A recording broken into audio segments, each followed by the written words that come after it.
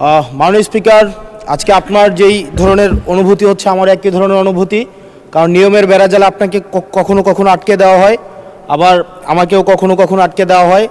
আসলে নিয়ম হচ্ছে অলওয়েজ রোলার্স যারা তাদের অনুসারী হচ্ছে নিয়মটা চলে। নিয়মটা যখন ইন ফেভারে থাকে তখন বলা হয় এটা নিয়ম, আবার যখন বিরুদ্ধে যায় তখন এটাকে বলা হয় কাস্টম। কোনটা সাংবিধানিক কোনটা অসাংবিধানিক এই বেড়াজালে এই সংসদ ঘুরপাক খাচ্ছে। এর মাঝখানে যেহেতু দেবিদ্বার থেকে মানুষ আস্থা রেখে 1,72,000 মানুষ ভোট দিয়ে এই সংসদে পাঠিয়েছে, তাদের পক্ষে 1 মিনিট 18 সেকেন্ড কথা বলছি।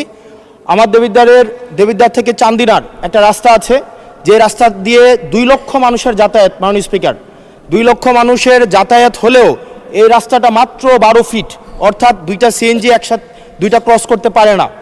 আমাদের ওখানে 11টা ইউনিয়নের মধ্য দিয়ে রাস্তাটা গিয়েছে। এই রাস্তাটাকে যদি আমরা প্রসারিত করতে পারি তাহলে ওই ইউনিয়নগুলোতে আমরা শিল্প এবং বিভিন্ন ধরনের আমরা হচ্ছে কোল্ড স্টোরেজ, আমরা কর্মসংস্থানের ব্যবস্থা করতে পারবো, যেহেতু ওই রাস্তাটা হচ্ছে ঢাকা চিটাগং হাইওয়ের একটা রাস্তা।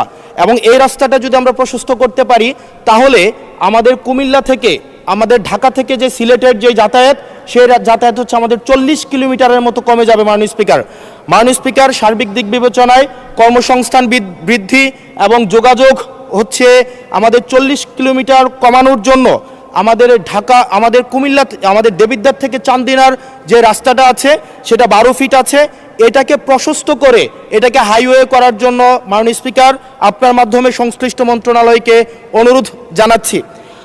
আর মাননীয় স্পিকার, আশা করি আপনার মধ্যে যে অনুভূতি হচ্ছে প্রথমবারের মতো আমাদের এই যে সাংবিধানিক এই যে একটা মারপ্যাচের মধ্যে আমাদেরকে রাখা হবে না। আমাদের ধন্যবাদ মাননীয় সদস্য।